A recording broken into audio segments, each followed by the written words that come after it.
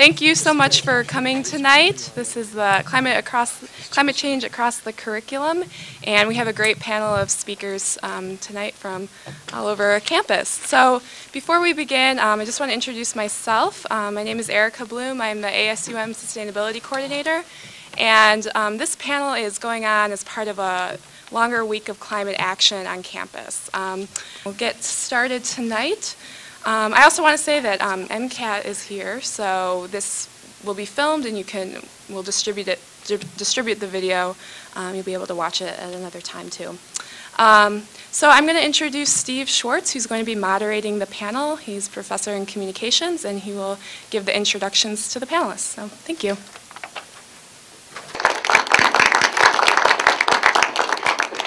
Great, thanks very much for having me here, and thank you all very much for showing up. I think it should be a very interesting panel, and one of the strengths I think that we have here at the University of Montana is we have so many people addressing the issue of climate change from so many different perspectives. And tonight, one of the things that you're going to observe is the wide range of people at the university and in the community who are looking at various dimensions of climate change. Just wanted to tell you briefly before we get started a little bit about what's going on at the university with regard to climate change that some of you may not be aware of. Several of the folks who are involved with this, with our panel tonight, as well as myself, are involved with the Climate Change Studies program, which is a new academic program that is featuring an undergraduate minor in climate change studies. It's open to students from any department who are in any major, and it's a 21 credit minor. There's an introductory class that covers 3 broad areas of science, society, and solutions. And then in each of those 3 areas, students take 6 credits of additional coursework in each of those areas, totaling the 21, so that no matter what department or what your major degree is in, you can have a well-rounded and comprehensive understanding of the basics of climate change, as well as how it is having an impact in the social and political world and the kinds of solutions that people are pursuing. For something like that to work, then, it's important that these kinds of multidisciplinary and cross-sector conversations take place, so we have a great opportunity for that tonight. Another initiative that I've been involved in that's also addressing issues of climate change is the Green Thread Initiative. This is an initiative that is essentially a faculty development workshop.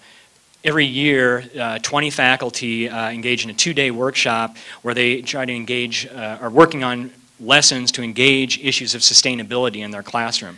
And there's a fair amount of overlap, I know, in some of the classes with questions of climate change. And what I think, there are many things that bring these 2 initiatives on our campus together.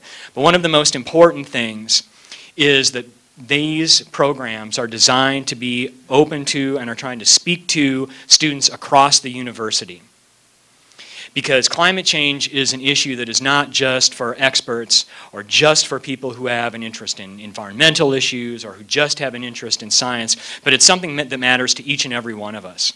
So for those, especially for those of you who are undergraduates here, this is not an area that is closed off to only certain people. Right? Our Green Thread Initiative, in fact, with all of the course revisions that are being done as a result of that, we're estimating that approximately 3,000 students will have some introduction to issues of sustainability in their classes just this semester. And as we build that, we're hoping to obviously increase those numbers. So I think it's important for all of you to know that this is an issue that we hope to address with all students at the university. So with that, let's move on to tonight's panel. We'll start with Steve, and then I'll just do introductions before each of you present. So just a brief introduction on Steve Running. He's a professor of ecology in the College of Forestry and Conservation, where his research interests are in forests, ecophysiology, and global climate change. And he is currently the director of the Climate Change Studies program, and he serves on the Intergovernmental Panel on Climate Change, which received the 2007 Nobel Peace Prize. And so we have a Nobel laureate in the room with us, and we'll let him lead off. So Steve, you can go first, and then Joel, you'll be up next. Thank you.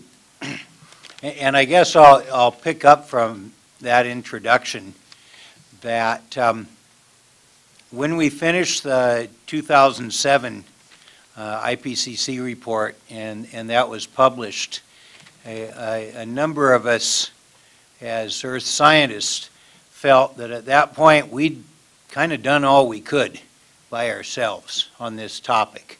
We had read and evaluated and analyzed and summarized all the research literature that was relevant to the topic and presented it to the highest forum we could, the IPCC report. And as we handed that report in, we had this fantasy that we'd kind of go off duty. We'd done our share and then we'd be able to go fishing. And of course, we haven't got much fishing done since. But in a very real sense, our climate change minor is an outgrowth of that philosophy that I finished the IPCC report with, in that the earth scientists couldn't do much more on their own. Our job was to basically diagnose the problem and evaluate if there was a problem. And at that point, and at this point now, we really have to engage a much wider group of people and ultimately really all of humanity, because it's now progressively clear that we have to rebuild the energy basis of society in the next, well, within your careers. We have to rebuild the energy basis of the world. And so we have to decarbonize our energy in order to get out from under this trajectory of a climate that will take us to 6, 8, even 10 degrees warmer a century from now if we don't change directions. And so what we now see is that all of society is going to have to be engaged in this because it influences every one of us, and because political support has to be generated by a wide spectrum of society. Now, I'll quote former Senator Warner, who didn't quite make it last Thursday, but he still gave some good electronic speeches if you saw it. One of the points he made in one of the tapes we played that really hit me, and this was an interview he gave only about 3 or 4 weeks ago, is he said that the energy climate legislation currently manifested by the Boxer-Kerry bill in the Senate was the most complicated piece of legislation he had ever seen in his entire 30 years in the Senate. Of which I then summarized that if you think this health care debate is long and drawn out, we haven't seen anything like what's going to come next with the energy and climate bill. And so it's going to be exceedingly important for our national leaders to hear from all of you of what you think needs to be done here. And don't kid yourself, there's we can list the fossil fuel energy companies that are going to be making their voices heard as loud as they possibly can, and with a lot of money driving it. And you all are going to have to somehow balance those voices out in order for our senators to hear your opinions. And this is going to be a wild year. And so I think it's quite appropriate that you're here tonight and starting to get engaged, because you probably won't see anything like this political battle maybe again in your lifetime. That ought to be enough from me, don't you think? Well done. Next, Joel Harper is, Joel is a glaciologist who works on the role of snow and ice in the climate system. He's currently working on issues related to climate change and sea level rise with field projects in Greenland, Alaska, Peru, and Glacier National Park.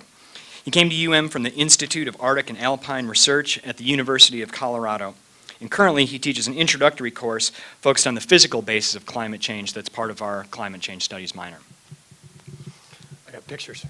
Oh, all right.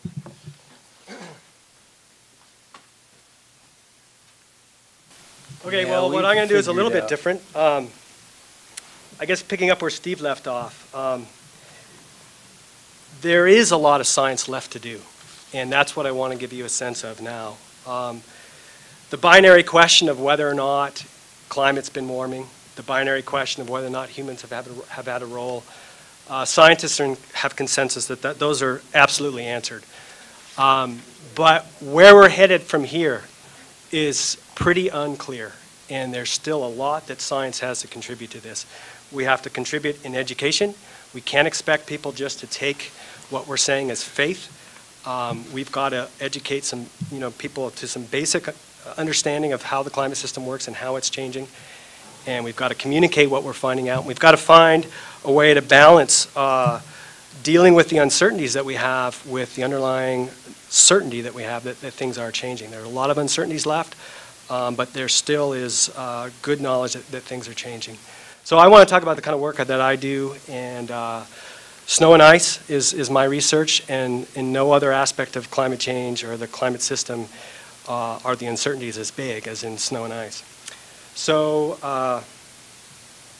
yeah, ice permanently covers 10% of Earth's land surface, and every 100,000 years, that's 30% of Earth's land surface covered by ice permanently.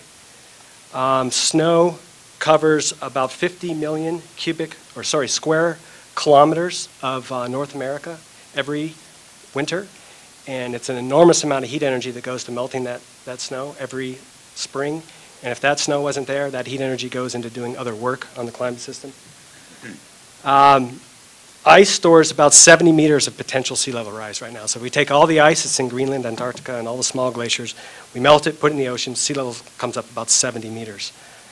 So ice is obviously a big part of our world, even though we choose to live in places where ice is not. It turns out that ice it plays really three roles in the climate system, three entirely different roles. It responds to climate, and that response has impacts, things like sea level rise, things like water resources from snowpack going away or not going away.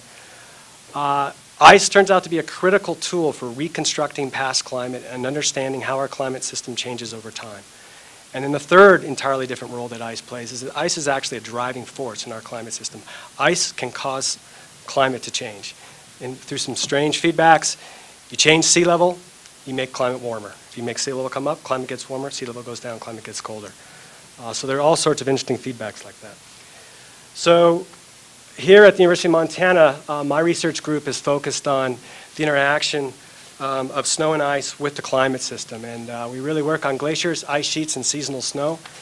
And our focus is on sort of the ice climate system, and we also work on some of the impacts such as sea level rise and water resource issues, especially from seasonal snow. So I'm just going to give you a brief overview of some of the projects that we do, some of the things we have going on right now. We're working in Greenland looking at surface melt. We're trying to track where surface melt ends up. Turns out that currently about 28% of current sea level rise comes from the Greenland ice sheet, with 7 meters of potential sea level sitting there on land. The future is something that we really need to know about. We really need to understand the science in utter detail in order to make accurate predictions that policymakers can then use. So we're doing things like drilling shallow ice cores and collecting radar data to look at where this meltwater ends up going. We're also working on small mountain glaciers in Alaska and in Glacier Park, as shown here. Turns out that currently most sea level rise is not coming from Antarctica or Greenland. It's coming from the small glaciers like the ones in Glacier Park all around the world. There's 300,000 small glaciers around the world. They're changing quite quickly. And sea level rise right now, about 60% of sea level rise is coming from small glaciers. So we do field instrumentation. And not just all fun field work, but we do a lot of computer work, a lot of computer modeling. So this is an coupled ice flow climate model that we're working on. It shows the fate of Sperry Glacier over the next 100 years. Sperry Glacier is in Glacier National Park. under a particular climate scenario. Other work that I do is focused on glacier mechanics. It turns out in order to understand the climate impacts of glaciers and ice sheets, we have to go back and do some very fundamental research on how glaciers work. Our biggest limitation is understanding and modeling exactly how glaciers work. This is entirely different than just monitoring change. This is understanding how the systems work and then modeling what's going to happen in the future. So work that we're doing now is focused on borehole measurements of glacier mechanics. So we do things like this. We drill boreholes into glaciers and ice sheets and measure things like subglacial water pressure, and we put sensors down in the boreholes and measure ice deformation, that kind of stuff. And we've been doing a lot of this work in Alaska. We're now moving to Greenland, and we're going to be drilling through the Greenland ice sheet over the next 4 years, installing the first sensors ever at the bed of the Greenland ice sheet to measure water flow down there. And then finally, we do a fair bit of work with seasonal snow. As climate warms, the seasonal snow becomes somewhat vulnerable and around the Mountain West, and so we're doing a lot of both small-scale studies like this, radar studies tracking meltwater flow through snow, and then larger-scale modeling studies. So that's what we're doing here at UM, and this is sort of a typical summer day. I'm in the middle having fun, and my grad students are all out in cold, miserable places working hard. So that's it.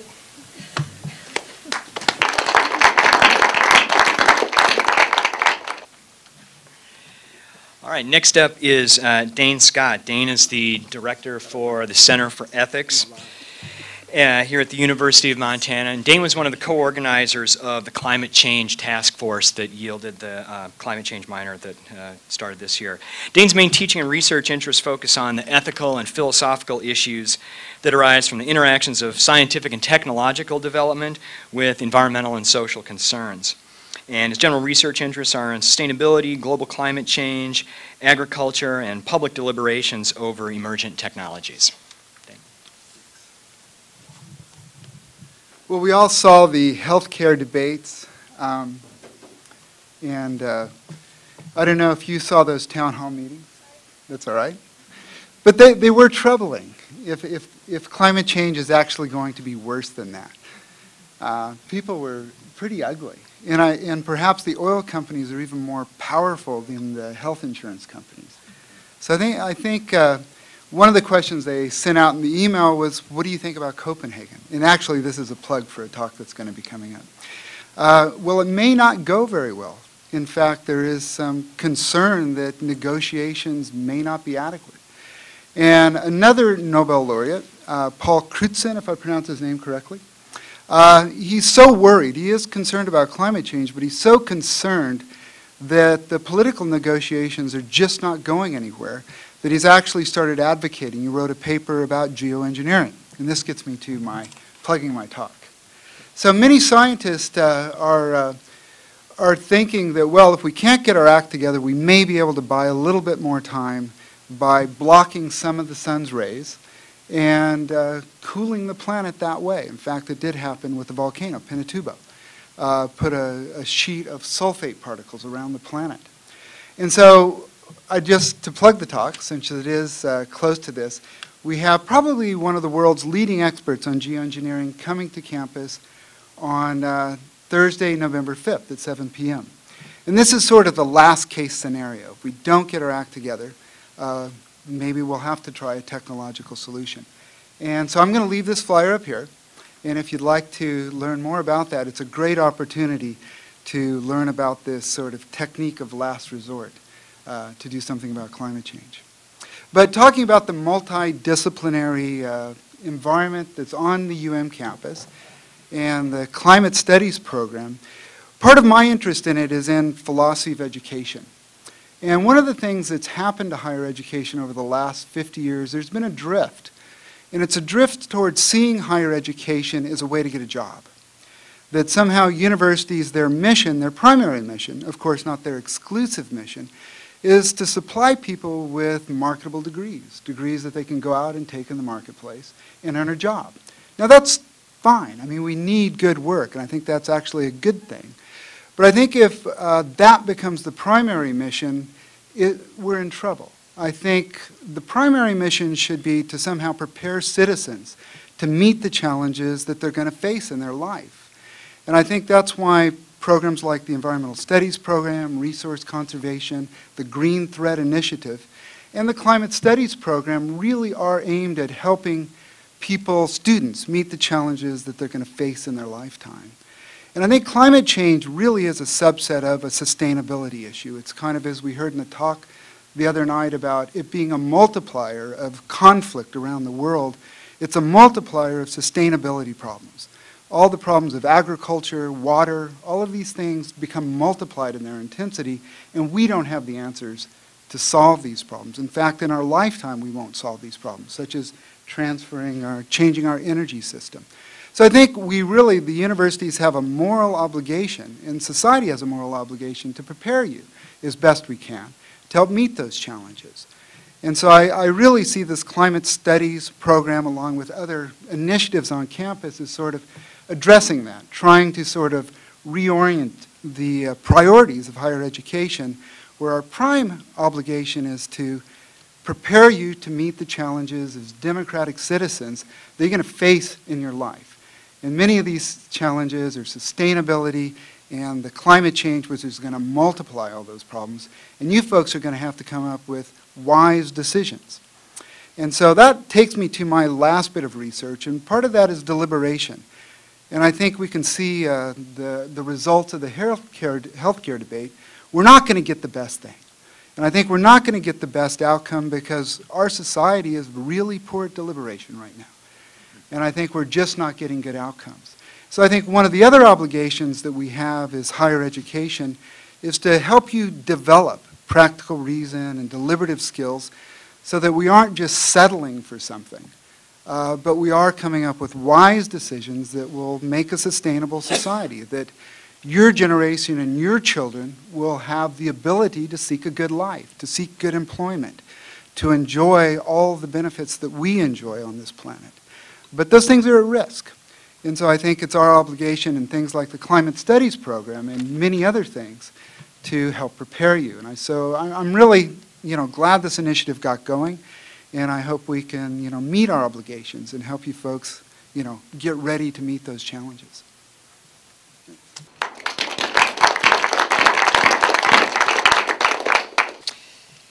Next speaker is Irma Russell. Irma became the Dean of the University of Montana School of Law this past July.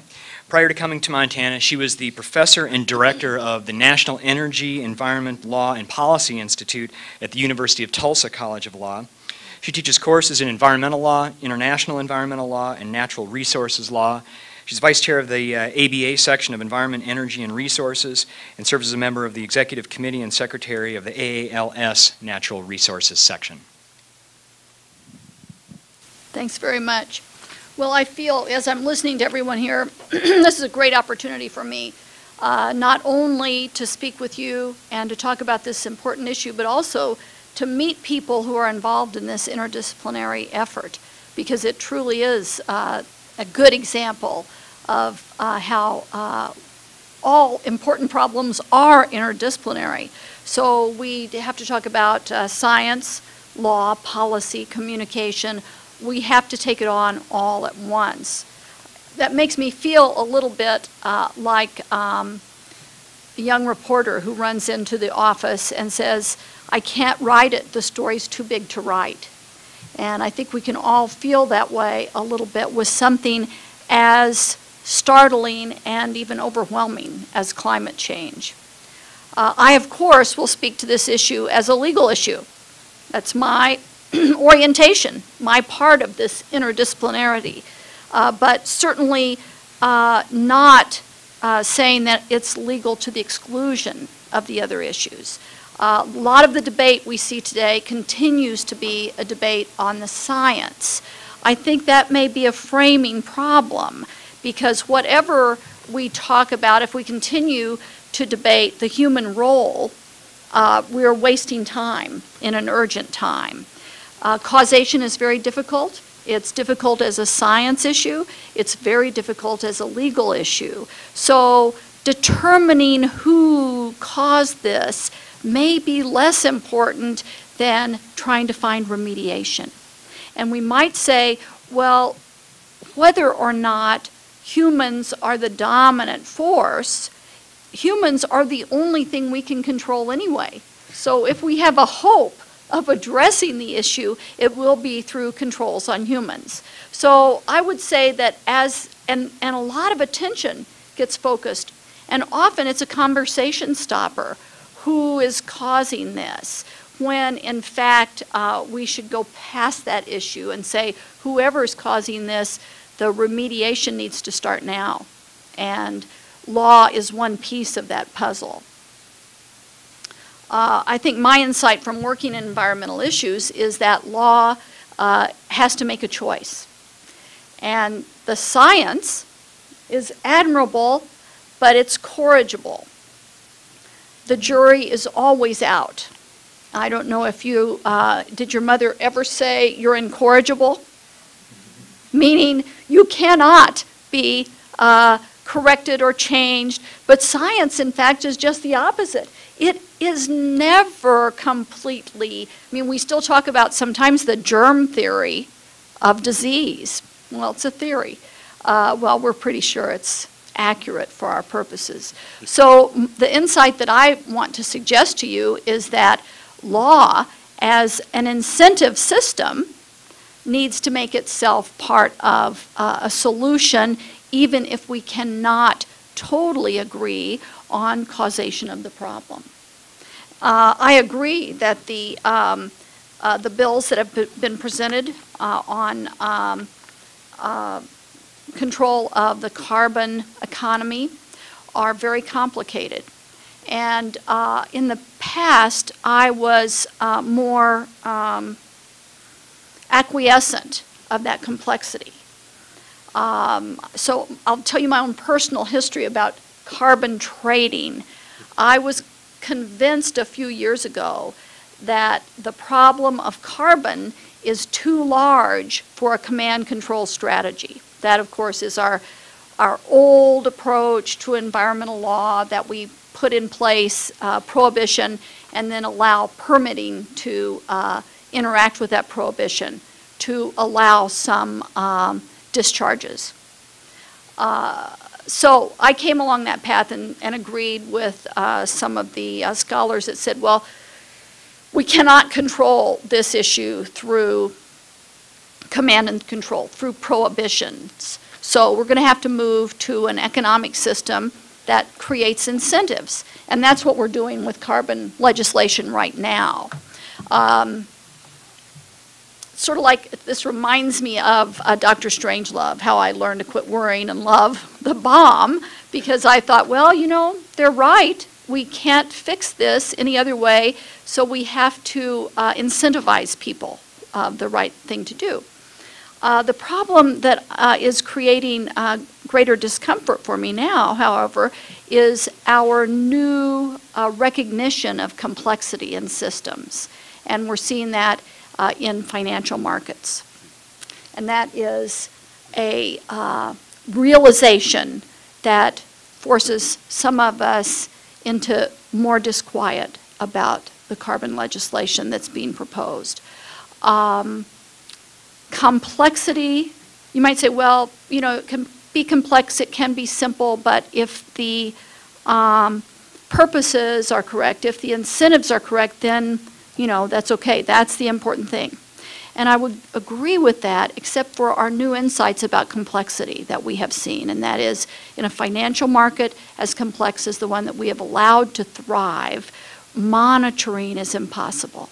The number of data points that existed in the market system made it impossible to really effectively monitor and therefore to effectively incentivize the kind of conduct that we were seeking. I think that same problem is manifest in a complex carbon system. So what can we do about that? Well, we could have some voice for simplicity. I think a lot of us have talked about for maybe decades now voluntary simplicity as a lifestyle. Maybe it also needs to be embraced as a legislation style, because the uses of complexity are diverse and sometimes disconcerting. That was not really where I intended to go, but it's these other people who have made statements that then make me go down that path.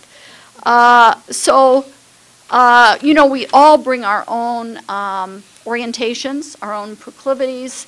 If you go to a surgeon with a particular problem, it's likely the surgeon is going to suggest, no, I don't know, surgery. There's an old saying, I think it's good to keep it in mind, as a consumer of legislation, a consumer of anything else. It's a simple one. I'm speaking on behalf of simplicity tonight, so I'll continue down that vein. To a kid with a hammer, everything looks like a nail. And that's the way the law is. We think we can fix it, and we'll do our darndest to do it. I think that we have to go forward with the law, but we have to also use those critical thinking skills that people were talking about to scrutinize the next step, and to also give feedback to our legislators on what we would like to see there. I think that one of the things you learn here, and by the way, Dane, some of your comments about education, not just as a workforce, but education as an educated electorate, an educated citizenry, were the focus of President Dennison's remarks at the State of the University. So I think we're on the right path there. I also agree wholeheartedly with others. I think, Dane, you mentioned that climate change is a particular example of the principle of sustainability. And I think that we all need to look at and really embrace sustainability as a major concept. I ran into sustainability first, and I've been working in that area for a while because a corporate, one of the 5 largest energy companies asked me to review their corporate stewardship report, which was that big. And I did it willingly, and noticed that sustainability as defined there was essentially doing your best while maintaining profitability. Now, I'm the first to say we have to have an economy based on profitability. That's our model, and it's working, and we're not going to change that. But we need to see sustainability as a standalone, independent concept rather than a subsidiary concept. And only then can we really make choices and fully assess the different options that are in front of us. So I think I've rambled probably for my 10 minutes, but I want to throw out some of those concepts into this mix of things that we're talking about.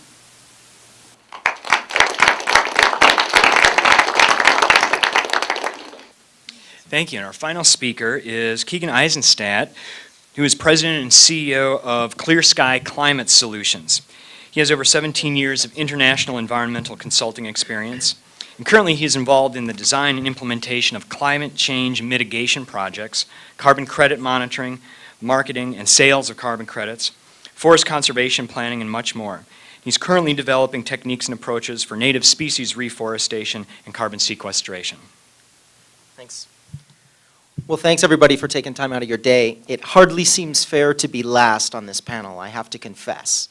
From the Nobel laureates to the deans of schools of law and ethicists and uber glacier skiers, I'm certainly feeling like I'm at the best seat in the house. My work has been focused mostly overseas, so it's wonderful to see that there is this upswelling in the US of experts as well as interested students in what is it that we've got ourselves into now. There were a number of questions sort of cited to us previously before the panel actually got together, and I frankly think none of us have addressed any of them, and that's good. But the questions that have come up really are about what is this debate going to be about? How are people going to be considering what the future, what is our legacy? That's really what I think this question is. We've spent a long time as environmentalists, and I readily put on my green Kermit the Frog suit, as awful communicators. We have run around screaming Chicken Little for so long that nobody takes us seriously anymore. And I think the way to communicate some of our issues has to be simplifying these concepts. Whether, and I'm afraid to say I don't believe that the lawyers are going to simplify legislation. I really don't. But I think the scientists and the lawyers, in some odd, perverse way, make it more complex so that only they get to understand it and talk about it. I sit in the middle. I run a company that's trying to promote some actions in the short and maybe even midterm about trying to create changes of behavior so that people can look at the future and think about, what's this planet going to look like for my kids or my grandkids, and what can I do right now in my life, whether it's live simply or whether it's support other people who are making good decisions about resource issues and natural resource use, and how can I get incentives proper such that people can make those choices that are too expensive or too difficult to make right now.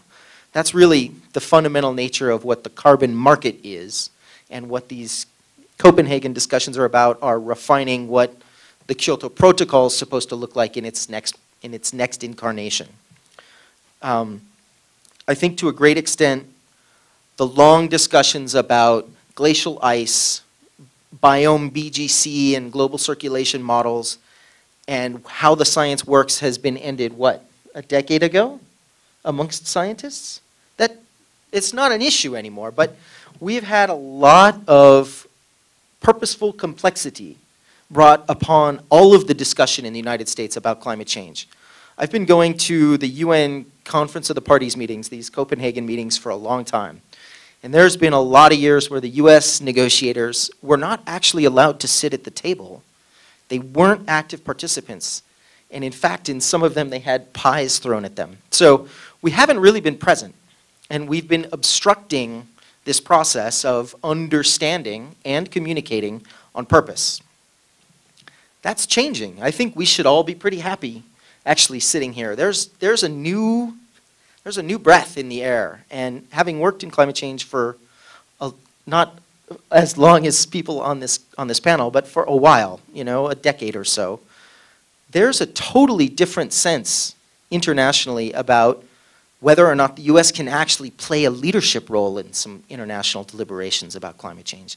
What is the US going to show up looking like, right? Will there be bills on the table?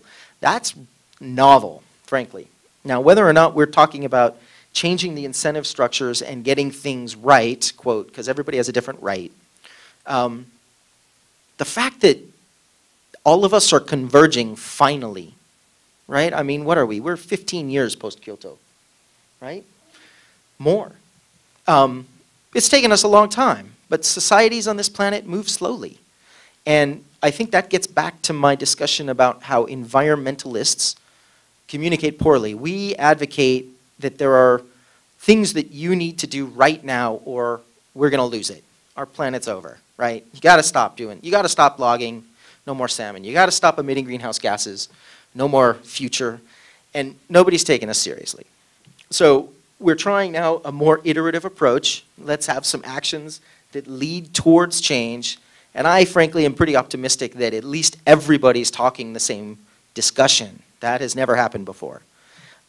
It's taken a while. Let's see. So a couple things about Clear Sky Climate Solutions. What we do is we design projects, mostly overseas, that enable people who manage and or own forests to basically not liquidate them. And in exchange for not liquidating their forests or selling the timber and carbon, or I'm sorry, the timber and the logs, they end up making a short-term, 20 to 40-year term, sustainable return on the carbon that is stored in their woods. All right? We do some of these projects here in the US, but frankly, mostly overseas in the tropics, where communal forest management is pretty active and where they have really big forests. So, and they're under really intense threat because of mostly corruption and greed. The movement of carbon in a carbon market and the price points and what are those incentives and how do you measure, how do you monitor, who controls it, what do the registries look like? These are all things that actually have been worked out pretty well, frankly. And It's no longer rocket science. I don't think these things need to scare us anything like trading financial derivatives. Some people indeed will say that because a carbon credit isn't a tangible good, which does make it tricky, right? Because you can't see it, smell it, taste it, hold it, feel it. It can be hard to understand, but it's not hard to quantify, and it's not hard to have third and fourth parties certify and verify. So, and basically all of the good carbon standards at this point do that. I think if we're carbon trading in 30 years, we totally missed it. Totally missed it. We have to decarbonize energy. That's the big push. The campus this week, we heard a whole lot about work that is going here on campus and the 350.org scenario. 350 parts per million as our critical threshold. Does anybody know what we're at today who's not sitting here or over there? 387 as of February, I believe. Is that right? So we're 390. And we're talking 350.org. That's our rally on Friday. It's time for us to take actions, right? This is the most complicated thing we're going to be doing. It's going to galvanize your professional lives and mine and these people's and your kids. And we can't talk anymore. It's time to do something. So that's where we're trying to do some things. They're small, they're lovely, and the scenario of sustainability, I'll just leave you with this thought, basically. Climate change is essentially, somebody who I work with says that climate change is basically garbage in the atmosphere. All of us pay somebody to come get our garbage, or we haul our garbage somewhere and at the county transfer station and deal with it, right? We used to dump it in the river, and the river would wash it away, and out of sight, out of mind. That was great.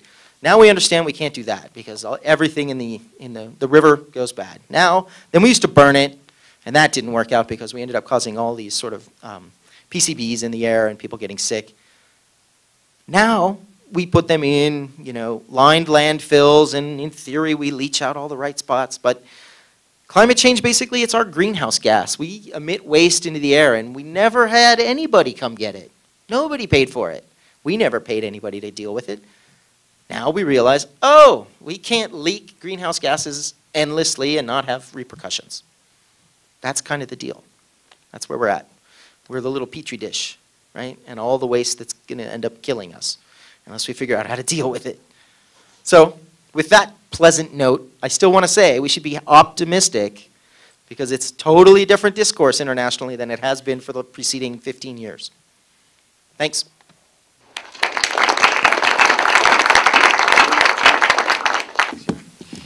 Great. Well, we have an opportunity now for taking questions from the audience. Eric is going to walk around with the moving microphone. So if you have a question, please come on.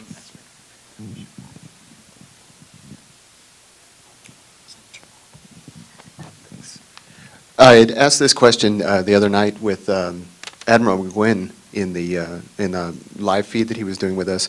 Because of the complexities, Dean Russell, I think you put it wonderfully tonight about how complex this whole thing is and how there needs to be a reframing of the issue. But because of the legal complexities all over the globe, I think one of the biggest economic problems is going to be worrying about different companies who are scared that they're going to have to foot the bill for repairing things or for remediations.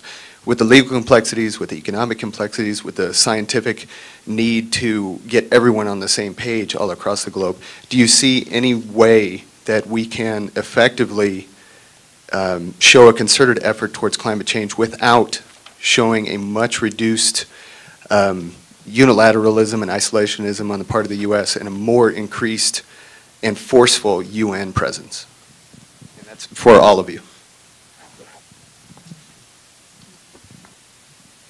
Well, that's a wonderful question. Since you mentioned my name, I'll start, but I'm actually going to toss the ball because I want to contemplate a few more things. You really put your finger on it that we need both things. We don't want to withdraw into isolationism, but at the same time, we probably, to a certain extent, would like to be more local rather than national in terms of the energy aspects. I think that there's another important aspect, and that's terrorism. With a national grid, as we have concerns about knocking out power, and of course, in a complex society as we have today, in a complex market, crippling power structures leads to political instability as well. So if we are concerned about terrorism, and we seem to be anyway, every time I fly, there seems to be a great focus on terrorism. That means that a 4-ounce bottle of shampoo could be a big problem. We probably need to put some of that resource of a concern about terrorism into more locally controlled energy, even because, all of the reasons that we've talked about here, and also because of concerns about security. So that's just one little piece of it, because really your question is very, very broad-ranging. But I agree with the premise that we don't want to become isolationist, but there are the metric of the number of things that need to be considered with energy sources is complex in its own right. And so what we seek in this complex problem are some simple solutions to it.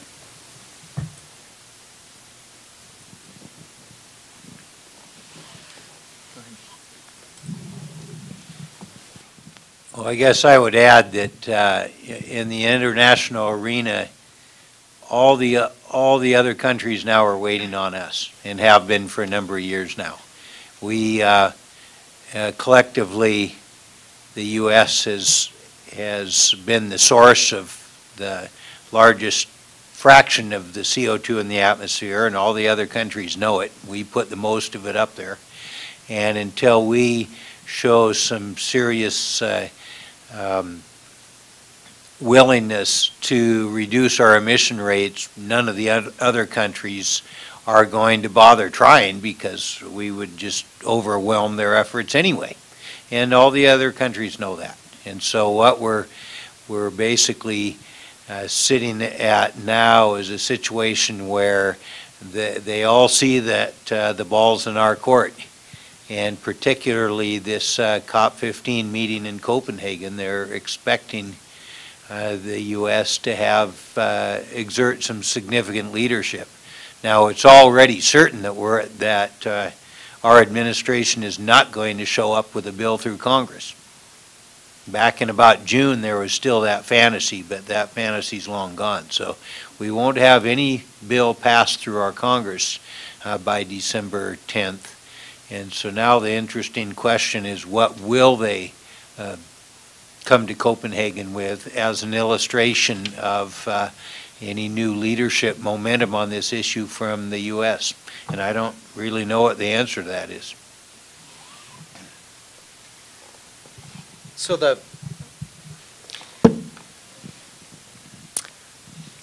how to do what we need to do here at home and help convince other people overseas to do the same is really the issue, right? That's the question. And in order for us to do what we need to do at home, we can't do it in a vacuum. My example of the Petri dish where, the bacteria is growing on the media and growing on the media until finally there's enough pollution that all of them go. That's a real metaphor. And most, frankly, the Clean Development Mechanism, which is the Kyoto Protocol's trading market for international activities, I believe that somewhere on the order of 80% of all of the carbon that's been traded has come from India and China. And most of it's been purchased in Europe and the US. So there is this transfer already of funds from developed to developing countries to stimulate greener, renewable power development in developing countries. Now it's interesting because indeed the US is accountable for a quarter, more or less, of greenhouse gas emissions and has been blind to its responsibilities for a long time. But the greenhouse gas emissions that are going to be coming from large developing countries, Mexico, China, India, are going to be significant, Brazil. They are the ones that are at this moment investing in renewable power on behalf of some of the cash transfers that are coming from developed, mostly the Europeans. I don't think that we can transition to green power in the US without an international perspective. GE makes some wind turbines, but they're not the best ones anymore. You guys know where the best wind power company is? Anyone? Saudi Arabia, Netherlands, Spain. Spain, where are the best turbines made? Anyone? India.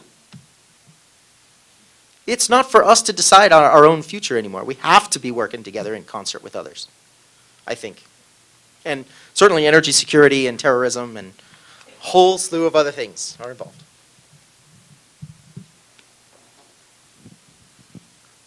I read recently that there was a 30-year inertial spin and that the current carbon dioxide amount in the atmosphere is actually related to, or the temperature rather, is related to the carbon dioxide levels 30 years ago because of the slow nature of the ocean and trapping and releasing heat. And I'd just like some feedback on that.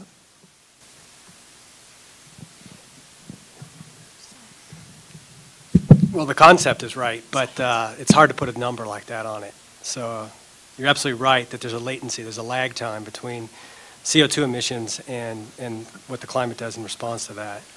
And that's because of all the cascading effects that go on. It turns out that only about half the warming we expect to get from doubling CO2 in our atmosphere is from the actual CO2. More than half comes from what happens to the oceans, the atmosphere, the ice, the landmass, the biosphere, all of that. And that takes time for that stuff to happen. So I'm not going to say 30 years is that time, but it's decades to centuries.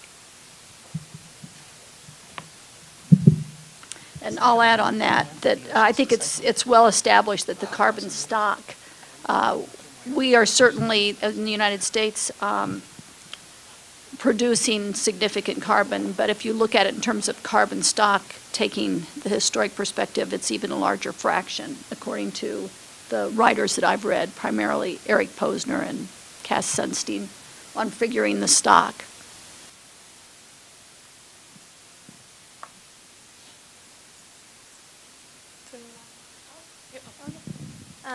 So this is for Joel. A lot of people talk about one of the most concerning impacts from climate change will be sea level rise, and since this is your area, I'm wondering if you could give us, and you also talked about uncertainty, what is predicted for sea level rise by the end of the century under different kinds of emissions scenarios? Yeah, well, so it's probably the area that we know it's giving us the most difficulty in terms of projecting what's going to happen in the future, and it's obviously a really big, really important problem. The projections that were in the IPCC report were 18 to 60 centimeters of sea level rise by the year 2100. But the IPCC report was quick, the scientists that worked on that were quick to say, that's if everything operates the way things are operating right now. But the fact is, we don't think that they're going to operate the way they are right now. We're expecting big change. We're seeing change going on in the ice sheets. And the potential is huge, and there's 70 meters sitting out there. So the question becomes, how fast can sea level rise? And right now, we're still working on some basic science before we can answer that. We have to understand more about how glaciers move. And basically, most of the sea level rise is not going to come from ice melting. It comes from glaciers speeding up and dumping ice into the ocean, which then goes on and melts. And so we don't know enough about how glaciers move to be able to answer this question, accurately. And accuracy is what matters here. It makes a big difference to a policymaker if they're going to prepare for 50 centimeters of sea level rise or a meter and a half. Just as an example, in California, in the Central Valley, and Diana, you probably know all about this stuff, the levees there, it costs, I think it's $1 billion to raise the levees 15 centimeters. And the costs increase exponentially as you go higher. And so if California decides to prepare for 2 meters of sea level rise by 2100, that sucks up a lot of budget that could go into other things. Whereas if it's going to be 15 centimeters or 60 centimeters, it's a different scenario. So 60 centimeters, 80 centimeters, something less than a meter. That's where probably most consensus is right now. I did some work to try to establish upper limits and say, well, okay, there's 70 meters out there. Could we get 5, 6 meters? Because people have proposed that. And the work that we did suggested that anything above about 2 meters is not realistically possible. You can't move the ice fast enough and dump it into the ocean fast enough to get more than that. But whether we get 60 or 30 or 1.5 or 2, the science isn't there yet. There's still a lot of science left to do on this. And one of the challenges we have is communicating this science to the public. You know, the way science operates is somebody proposes a theory and then we go out and test that and we find contradictory or supporting evidence. And the public is getting kind of caught in the middle. There's sort of, Andrew Revkin's written about this, it's a whiplash effect. You get pulled one way, then pulled the other. And it's nothing that doesn't happen in the medical field all the time. Coffee causes cancer, coffee doesn't cause cancer. But for some reason in the climate, you know, in the climate world, the science is put under such scrutiny because of the political aspects that we are just held to a different standard, and the public doesn't quite follow how the scientific process works. And so that's where I feel science has a big role to play in the future, is not just doing the science to figure out where we're headed, but doing the communicating to make the public aware how our scientific process works. And education at the university is a big part of that. That's a big goal in the courses I teach, is not necessarily the content or the information, but how science evolved, how this field is evolving, so that in the future, as citizens, they can make some sense of the media reports that are coming out as they do. Just one quick follow-on to that that's just baffling all the time, is that science never really affirmatively proves anything, right? That's the beauty of it, is that you put forth a theory and then it gets tested and you can disprove one, but you can't prove one. And policy makers want everything to be affirmative, right? They want to be able to definitively talk about something. And so there's sort of this irreconcilable tension between the way that those two communities want to describe the same phenomenon. And I think that to some extent is sort of an underlying tension that's writ large in all of the discourse about climate change. And especially in a country that appears to be happily divided and argumentative.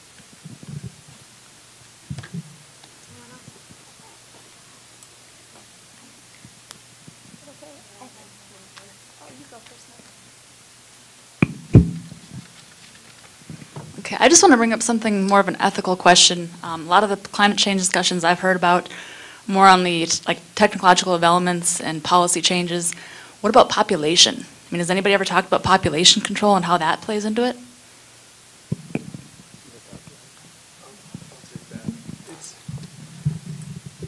In my opinion, it's all about population. It's more and more people every day needing more and more power every day.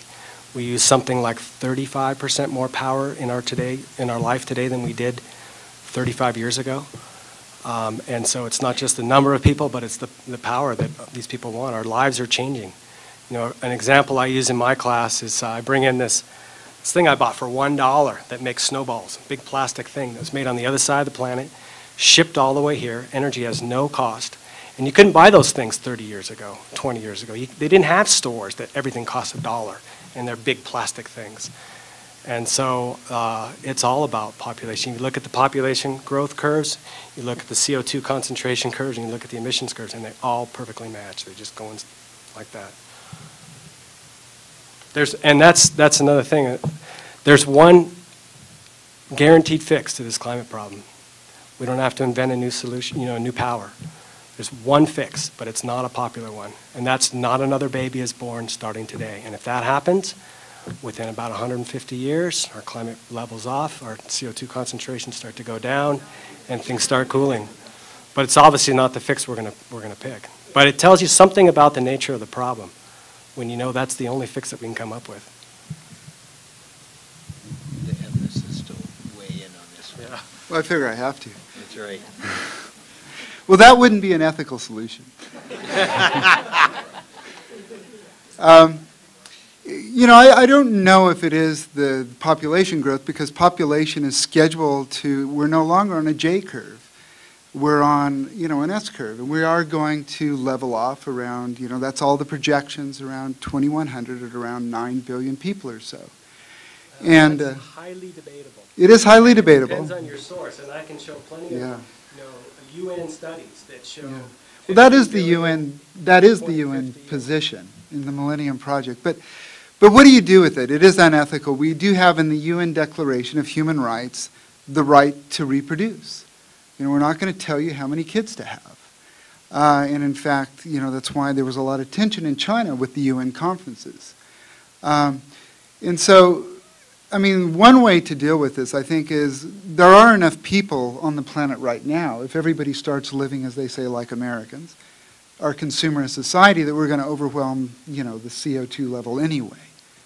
So it's not necessarily the number of people if we do, you know, if it does level off. And I think Joel is right. It is debatable. But I do think you know, from what I've seen, there is, you know, I think a majority of opinion that does see population as leveling off around 2100. But the conditions are if people's lives improve. I mean, oddly enough, one of the drivers of population growth is poverty and lack of education and women not having power over their lives or economic freedom. And so some of the things that we can do to make people's lives better will decrease population growth. But I do think it's how their lives get better. If it's on a model of based on fossil fuel energy is driving the economic growth like we've had, that, you know, leveling off population growth by improving people's lives and reducing poverty, you know, will be counterproductive in the long run. So population is a tough issue. In terms of ethics, there is the UN Declaration of Human Rights, which gives you a right to reproduce. That was, we were talking about Garrett Hardin's article where he took that on. But it depends on how we do it. Like I said, poverty is a great driver of population growth. So there is room for discussion here, though.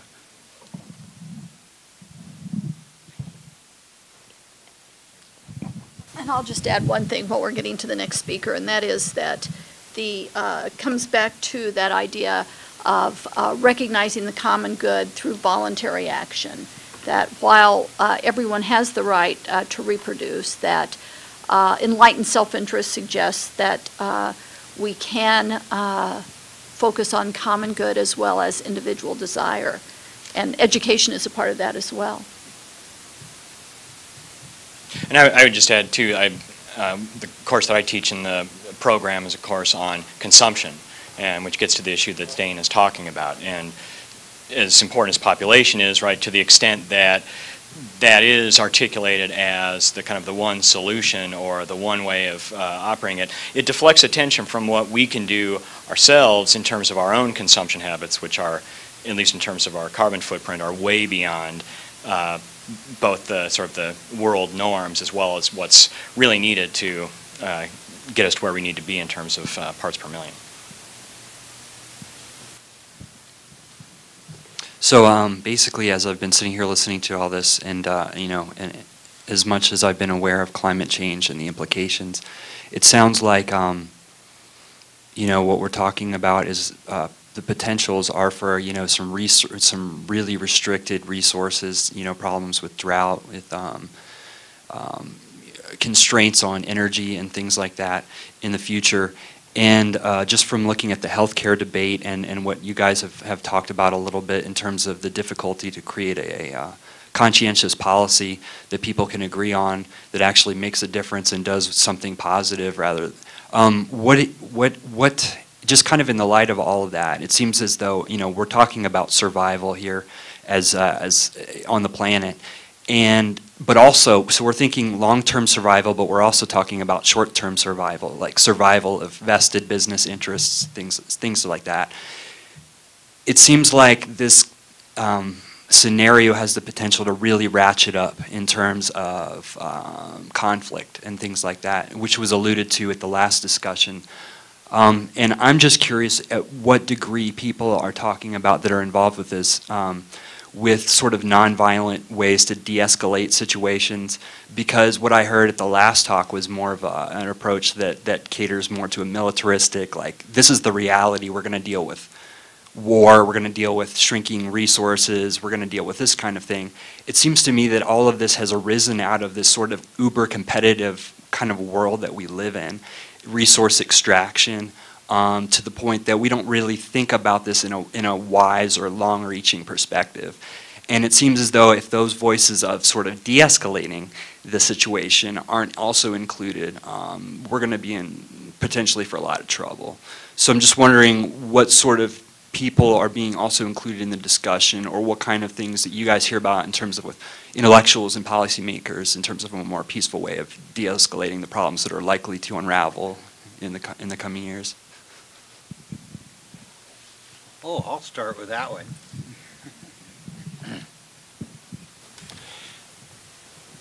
Actually, I'll start by recommending a book to you that I read only about 3 months ago. It just came out, and the title of it's called Common Wealth by Jeffrey Sachs, S-A-C-H-S. And he started out as a free market capitalist economist.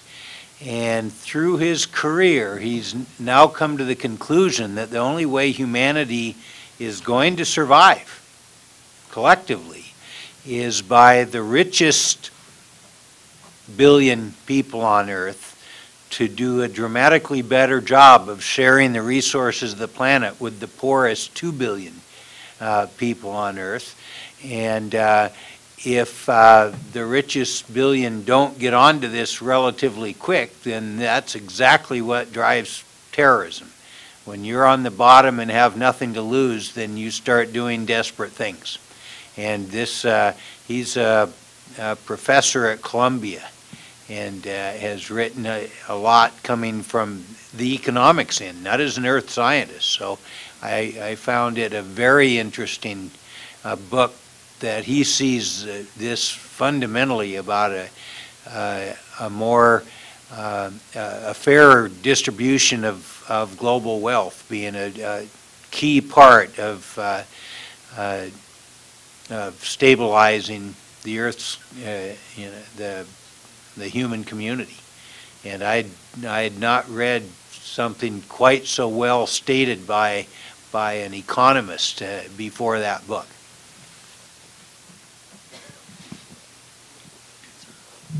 Just a quick follow-on. Jeffrey Sachs actually was the lead economist, the chief economist for the World Bank for many years. It's the same one. Which is a really interesting sort of change of sense of Right. self for the lead economist at the World Bank to basically be talking about the richest billion sharing with the poorest 2 billion. I think in operational terms, like tangible terms, people that are just now being incorporated into the discussions about Copenhagen and Kyoto 2, whatever that looks like, include organizations like umbrella entities that are holding basically communal land or indigenous people's rights to access to lands. So they're now at the table. They've never really been formally at the table in that way. So native peoples across the world. Mediators Without Borders are present in the discussions very peripherally. Mediation hasn't really been formally included in the language of the treaty or in any of the actual implementing documents. But they're now trying to get involved. There are always a plethora of interesting nonprofits that are injecting new life and often humor into those discussions, which are really boring, the UN negotiations. So sort of operationally, there's a fair amount of that going on. I think also in terms of multilateral aid, so this is the European Bank of Reconstruction, the World Banks, US aid, all the bilateral aid that's happening, are reorganizing their focus, and a lot of it has to do with relatively short-term response to resource conflict problems, which are driven at their root by climate change issues. So desertification in the Horn of Africa, which leads to destabilization, which leads to gangsterism and unstable states and pirates causing all sorts. So those issues are really linked. And there's what I would and again, sort of part of my sense of encouraging present-day dynamics is that people are reorienting their programs to exactly those questions. Whether or not we're really able to get haves and have-nots to agree, as a species, we haven't proven to be very good at that.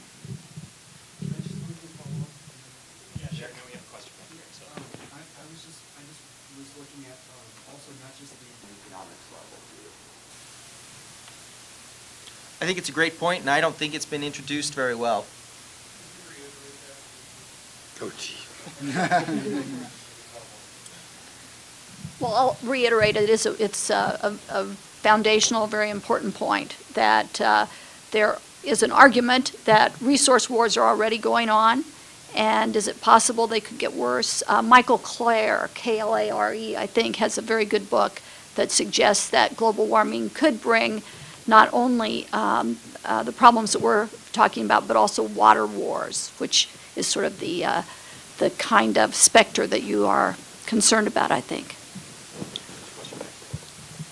I have a couple now. Actually, what was the name of Sachs's book? The title? Commonwealth. Commonwealth. All right, that's helpful. I think a good counterpoint to that book might be David Friedman's Machinery of Freedom, in which he says, the only way to save the planet would be free market capitalism. But I like to examine both sides of the argument. But I have an ethics question just relating to the major or the minor, and that would be like offering up an ethics of climate change course. I actually do. Does it touch on like ethical theory, like what would Kant do, or what would Ayn Rand say? I think that would be really I tend juicy. to avoid Ayn Rand. Yeah. No, I think in order to understand climate change policy, and the course is titled Climate Change Ethics and Policy, and I think in future courses I'll even spend more time on this, is you need to understand theories of justice. So it'd be more like what would Rawls do? Yeah. Because you are, one of the major questions in climate change negotiations and climate change in general is how do we distribute the harms and benefits, the goods, how are we going to divide up this problem? And we are starting with a very uneven situation where we've benefited very greatly from using fossil fuels, have powered our economy and created great wealth and built this university and good lifestyles for us. But the people that are going to be hurt the most, of course, are people who actually didn't benefit from the Industrial Revolution. So that's the most obvious kind of justice question, but there's many. In fact, when you get into questions of adaptation, and I think there was a mention of Copenhagen here, we were going to have to say something about that. Last year in Poznan, it was the first year that they started talking about an adaptation fund. And clearly that's an ethical issue. I mean, people are going to have to adapt from mountain, people making living off of agriculture that's fed by meltwater, and it's just not there anymore. Those people, how are they going to be compensated? How are they going to adapt? Should they pay for all this? And all of these are, great ethical questions that are actually quite difficult. So mainly it's not what would Ayn Rand do. We know what you would do very clearly. But, what should we do in terms of how we justly divide up the goods and harms that will be associated? So theories of justice. And I would just add a little bit that those are already coming to the fore, because we have, I may mispronounce the village, Kurvalina. Do you know if that's the village that's already suing Exxon and others for climate change and the need to move their village? So those questions are coming to the fore. We have time for perhaps one more question. Does anyone have one more that they'd like to toss out? Yes. I was just thinking about the communication issue. At a certain level, there just seems to be the problem of cultures talking to other cultures, just redefining the word culture, even to the point where politicians talking to scientists is a culture clash. So where are the anthropologists, just out of curiosity, being of that background? I'm wondering, it seems there should be a chair up there somewhere for a cultural anthropologist, and are they involved in any of these discussions, or coming up with ideas on how to get people to talk to each other better? 'Cause it's kind of what they do.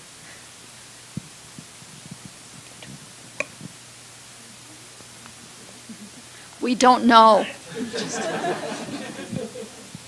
I actually just saw a volume that just, edited volume that just came out about anthropology and climate change, and my sense of it was that the focus was primarily about how different cultures are engaging in adaptation, and less about sort of, intercultural dialogue.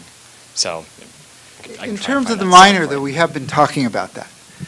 In terms of, Steve and I have been talking about the need for cultures and how they adapt, and that being part of the program. So, that's something we would like, but, it's just, we've just been talking about it right now and see it as a need. I was just saying that even to the point that you're trying to get people to decide to do things better for themselves, and that even comes down to Well, there are people working on it. I know a woman at Penn State whose her research is on how to help people adapt at the local village level to climate change. And so rather than grand adaptation schemes, she's trying to, work on from the ground up to say, okay, well, how can we help this particular village adapt to the changing conditions that are happening to them? So there are people working on it, just not on this panel.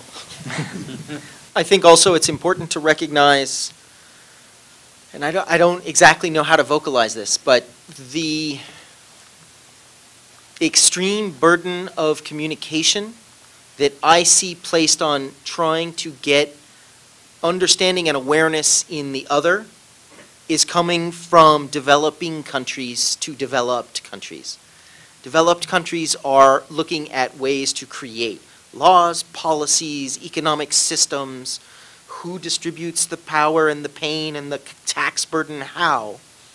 And so the discourse isn't so much trying to convince others to change their behavior, because it's the developed countries that know they have to change their behavior first, which is what Steve was talking about. If the U.S. doesn't present something of what its agenda is going to be, and so, I'm not saying that what you propose isn't the most fundamental, and geez, we really should have got that, and we didn't. But I think there's been so much emphasis at this point on getting basically the Annex I countries, the developed countries, to take care of their own garbage first, before, and the communication that I see a lot of, which is cross-cultural, is, the government cabinet of the Maldives just had an underwater cabinet meeting. They all donned scuba gear and had a cabinet meeting at which all of them signed a proclamation wanting the world to recognize that basically we'd killed all of them or forced them to move as a result of sea level rise. So this is, and that's just one sort of crazy manifestation of this type of communication, but it's all coming from the bottom up that way, cross-culturally. Great. Well, thank you all very much for coming. Let's have another round of applause for our panel.